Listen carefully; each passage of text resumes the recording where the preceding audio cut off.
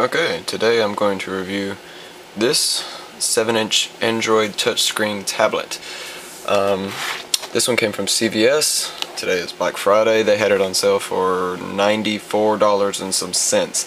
I walked out of there with right over 100 after taxes and whatnot. So, on the back here, 7-inch digital touchscreen, 800 by 480 resolution. Not so great, but not bad, I guess, for a low-end tablet. 800 megahertz processor speed, powered by Google Android, and it is legitimate Android. It's running version 2.2, whatever dessert that's named after, I can't remember.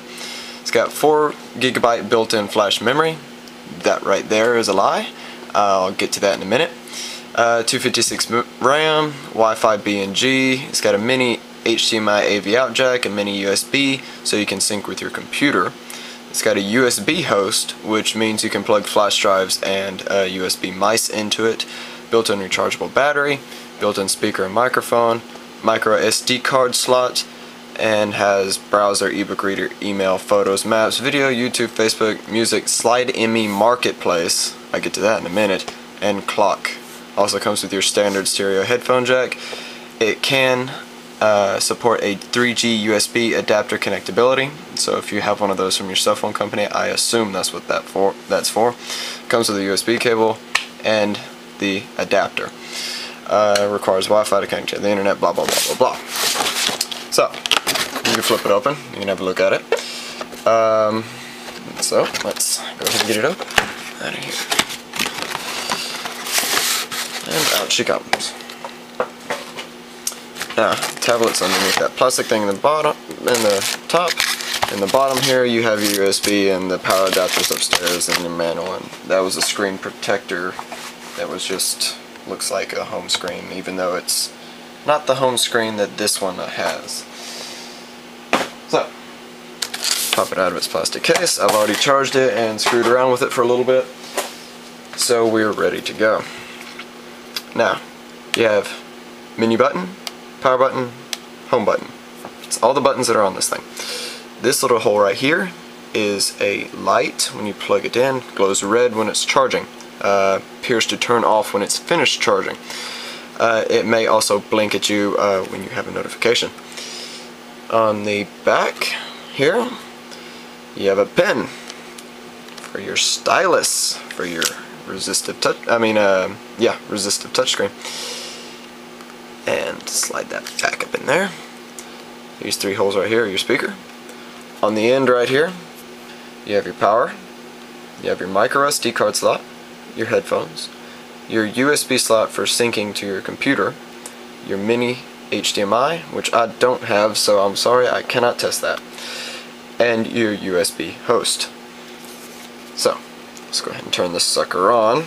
I've already started it up. It didn't take that long to start up, maybe 20 seconds from a flat turn off. So unlock this thing, there we go. So here is the home screen, and I'm hoping that's showing up fairly well. Seems to be. Here. Oh, sorry, I'm gonna do a jump cut here. Ooh, jump cut. Some of you may notice that the time is vastly different. Basically, this is next day. The first part of this, before the jump cut, was from yesterday, and I actually did the whole review, but then I realized how long I waffled on about this thing, so I'm going to try and keep it short this time. Okay, so basically, to keep it short, not going to really go over the apps too much. I'll go over some of the major ones, for example, like video, YouTube, the marketplace, and such like that. But we know how the internet works, we know how Photo Viewer works, we know how ebook works, and Facebook, and etc. So we're just going to kind of skip over those a little bit, and we'll show you the more important ones.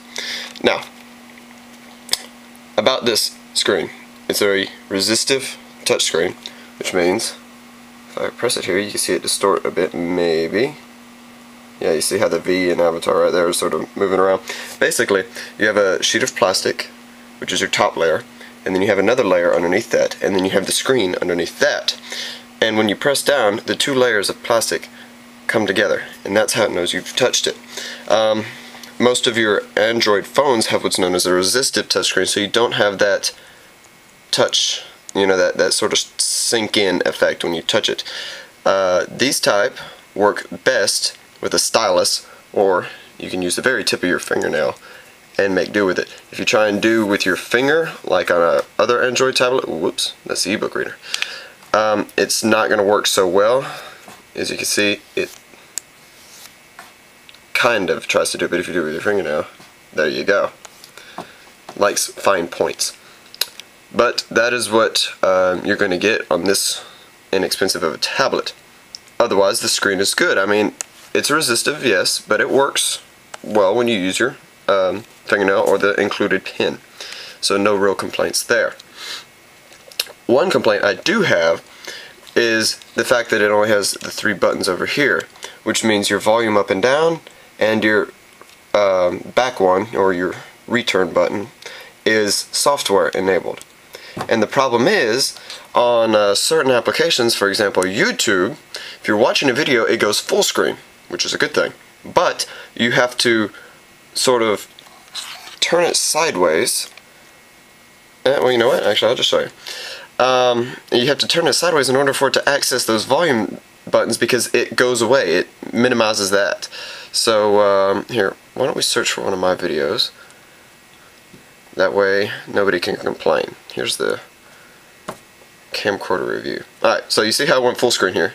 There's no network connection. Ah, yes. It must have disconnected from my Wi-Fi. But I can still show you. If you turn it sideways, it'll bring up the description and info and such, which is kind of neat, because if the video is actually playing, if you turn it sideways like this, the video will continue to play in the background, but sometimes it can make it hard to read. But regardless, you can access your software that way, and then when your software volume buttons, and when you flip it back, it goes back to full screen. YouTube works no problem. It had very good quality. Only took a couple of seconds to first load it up, but that's because this is a slightly slower machine. But for $100, very good. Go back to home. Wi-Fi, obviously it has it. It's can be a little finicky. I had to connect to it once, and it wouldn't authorize, and it would immediately disconnect after that. So I turned the Wi-Fi off and turned it back on again. Seemed to work no problem. Now it's disconnected itself again, and I'm not sure why. This is a Wi-Fi app, but I find the Wi-Fi built into the Android operating system does a lot better. You hit your sub-menu button, and you go into settings, and then you go to wireless networks. Wi-Fi is on, Wi-Fi settings. Wi-Fi settings, please, thank you. There we go. And you see, it says it's remembered, but it's not wanting to connect. Connect, please. It says connecting, disconnected, scanning. Yeah, I think I'm going to have to clear this out, which you go by, and then you click on it, and you go forget, and then enter it all again. So Wi-Fi is a little flaky on these. I've heard this is a somewhat common problem with these lower end tablets, that the Wi-Fi is not incredibly reliable. But I did get it to work. So, we know these apps, we know Facebook, it works no problem. Play video. This is your video player for stuff you've put on your SD card. Now, according to the back of the owner's manual, it cannot play MP4, so it won't play this high def video here, but it will play the audio from it. So no video on that one. But it says it can play AVI formats. But it's weird, this video down here, this Pink Floyd video, was an MP4 format that I converted to AVI. But for some reason, it only plays the audio from it. It won't play the video. Audio is playing right now. It's just very soft. As you can see, it's already 5 seconds in. I don't understand that. Although this user interface down here is nice. You have your forward, back, and your return and such. Whoops. Go back. Looks nice. Whereas this one does work no problem. It's an old cartoon I used to watch as a kid. I found it on my hard drive. And the video is pretty smooth and works pretty good. And so we don't get sued for copyright infringement or whatever. We're gonna back out of that. Video is very good on this. Like I said, I haven't tested full high def, but there's really no point because it's only 480 vertical lines on this screen, whereas 720p high definition is 720 vertical lines, and 1080 is obviously 1080 vertical lines. So there's no point in putting high def videos on here. It's just going to take up extra memory on your SD card. But it does do video quite well. Music player. I have no real complaints here except for one. The library works good, the MP3 player works good. Here, let's see. I know I have something in here that's sort of no, pause. That works no problem, and this looks very nice. It would display album art if you load it on here. My problem is with this. It looks cool, and it'll move with the music, but it moves very, very slowly. I'll tell you what, I'm going to mute the audio once again for copyright reasons, because I don't think Creed's gonna like me playing their music. Okay, now that it's muted, I'll play it. Play. And you can see, oh, well that's weird. It seems to be tied to the volume. That's really odd. But anyway, as you can see, it's not the smoothest graphic equalizer out there, or spectrum analyzer is what it's actually called, but it is kind of neat.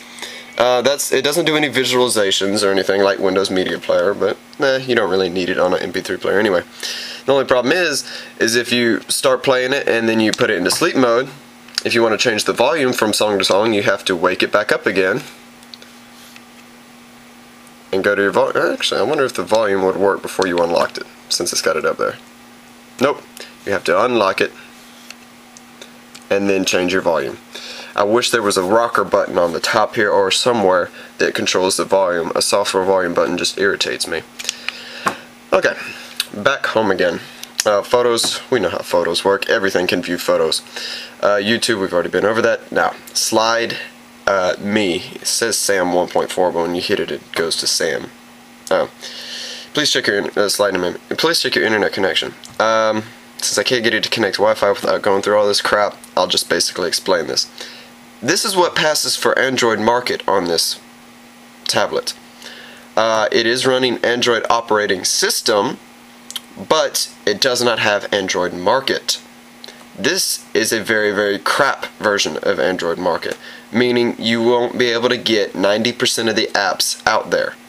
It has a lot of the low-end apps, and the only app that I have on my phone, which actually has Android Market, that I could find on Slide ME was this pool demo, this pool game.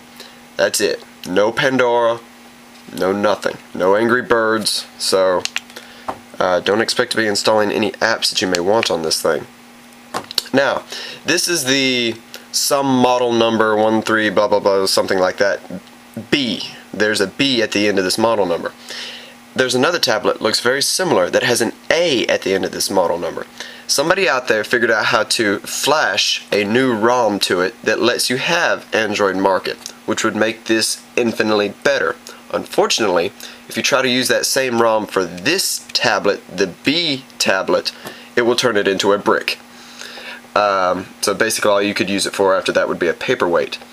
So if you want to pick up one of these and maybe hope that they come out, or somebody figures out how to make a new ROM for this thing, or at least I think they're called ROMs, you could just Google search on how to add Android Market to a Craig CMP738A. The A is the one they figured out, not the B.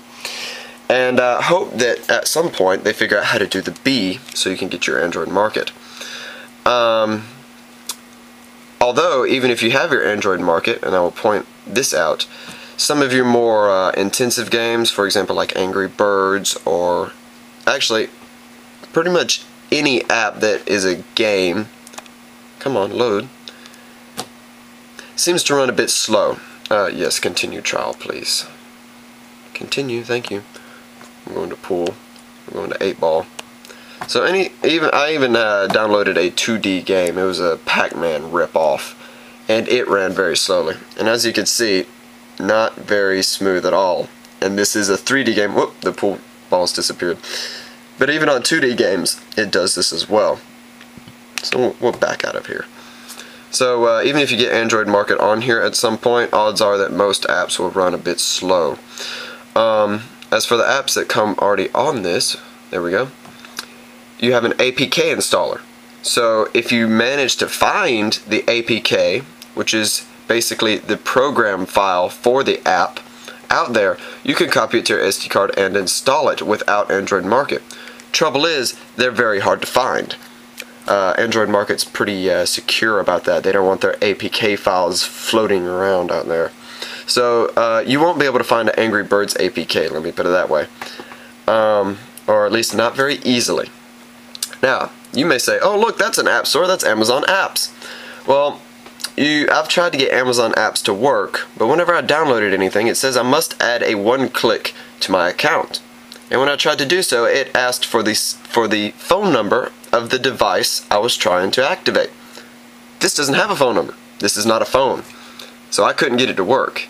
If I don't know, I piddled around with that thing for an hour or so, and it just kept asking me for a phone number. So Amazon App Store, I guess, is pretty much useless on this. I'm not entirely sure how it works. Maybe if you had one of those 3G USB things and it sort of had a phone number that way, I guess maybe you could get it to work. I have no idea. You know, you got your calculator, calendar, clock. Browser is very fast and very responsive. Since it's not hooked with Wi-Fi, I can't really show you.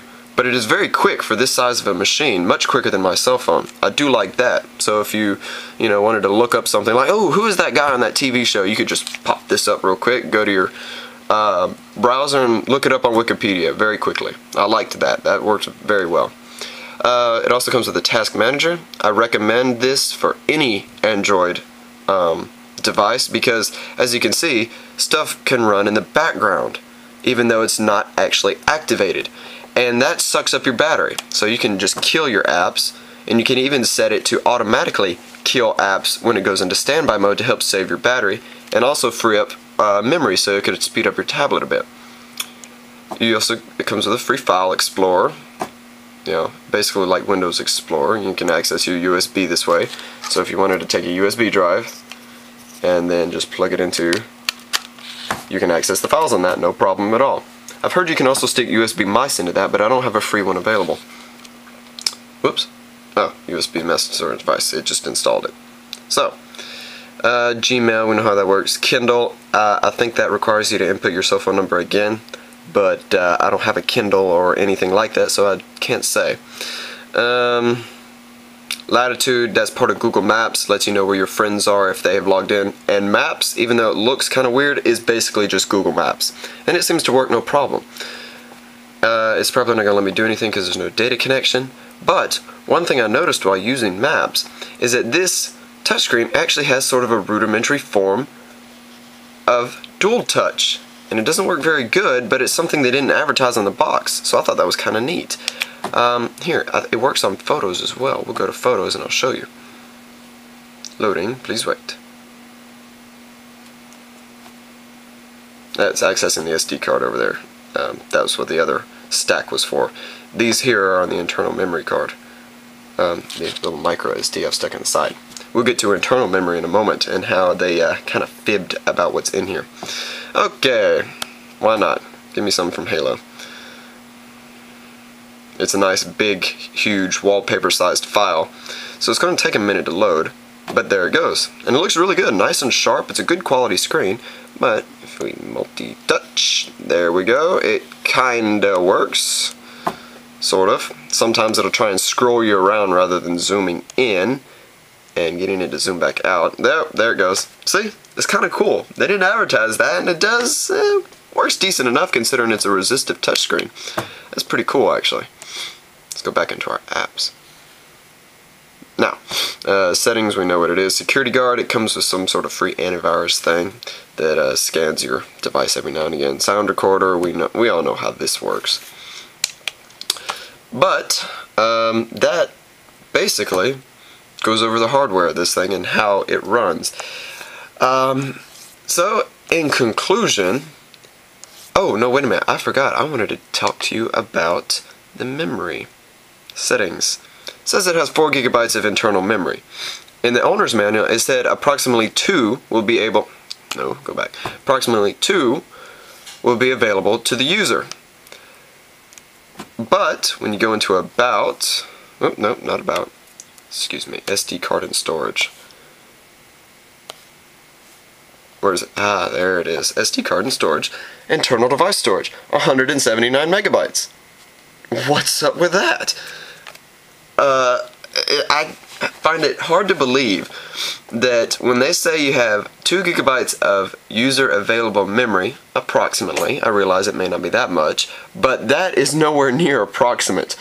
And I've installed one app, and it is installed on the SD card, not on the internal memory of the device. So where'd all my memory go? I mean, you can go into your file explorer that they give you and then look at your internal memory, but there's really nothing there except for the Android operating system folder. It comes with a DCIM folder, even though there's no camera, but there's nothing in there but thumbnails from your apps and assorted folders for your ebook reader and a couple others. Here, this needs to be deleted. Delete. There we go. That was a file I was putting on there to see if it maybe changed the internal memory somehow or another. Figured out, oh, I actually have 2 gigabytes, but no, it has diddly squat. So they are fibbing on the package about that, I think. So that is a big complaint with this device. And so I don't understand that at all. They naughty, naughty liars. But anyway, enough of me going on about that. So let's just wrap this up here. Okay, my conclusion on this tablet is a very good tablet hardware-wise, except of course for the volume buttons. I don't like that. For your money, it seems to work no problem. Seems to have a decent battery life, although it did go dead on me overnight in standby mode. But I'm not sure it was fully charged at the time. I had it plugged in and then I was using it to try and record my earlier review. So it was probably a weak battery at that point because it had been used for several hours. But it seems to have pretty decent battery life. But my main complaint is that it doesn't have Android Market, so it pretty much makes this a glorified MP4 player with an internet capability. I mean, you know, you can play your music, you play your movies, you can do YouTube and browser and email. But if you want to install any other apps, you're out of luck. You just can't do it until somebody figures out how to hack this thing. And whether they will or won't, I can't say. Or how soon they will, I can't say that either. So if you want to pick one up and have basically a quick internet tablet or a movie player, then more power to you. I think this is a good quality screen. It seems to work no problem. It runs videos no problem at all, nice and smooth, runs your music no problem, and the internet browser is pretty quick, especially for this inexpensive of a device, and with the amount of power that this thing has. Very quick internet experience. I did like that. But if you want to install apps, like which is the main point of having an Android operating system, you're out of luck. So that is a very large flaw for me, and pretty much a killer for this tablet as far as me keeping it goes. I mean, yeah, it's got some nice features as far as the hardware ports on the outside. You know, you can connect it to your TV and whatever. You can do your USB dongle. It does have motion controls, you know, a tilt sensor or whatever in there. There's nothing wrong hardware-wise with it. It's just software. It's the fact that for some reason it doesn't have Android Market, and I can't get over that. And I can't stress it enough. If you want to install apps on this thing, do not get this one. Also, I want to point out that a lot of these lower-end tablets, for some reason, aren't including Android Market. They're having some sort of third-party market like Slide.me. I saw another one that was called Jar something, and for some reason they're just not including Android Market on here. So if you're looking to buy a tablet and you want the Android Market, please be careful and read or ask questions before you buy something, and make sure there's a return policy if they can't answer your questions. Because obviously, like on this one, I'm going to be taking it back because it doesn't have it. So if you went and bought something and there's no return policy and it turns out it doesn't have Android Market, well, woe to you. You have my condolences. But so in conclusion, very good, very solid tablet hardware wise. If they could figure out how to get Android Market on here, it's a definite keeper for $100. If you caught one on sale for maybe like 50 or 60 bucks, I'd keep it just for the fact that it can do internet and such very quickly and very well and very cheaply. But at $100, it's right at that line where I think I'm going to take it back personally. If you think it's all right, go for it. And so pretty much wraps things up. I think I've waffled on enough. Thank you for watching.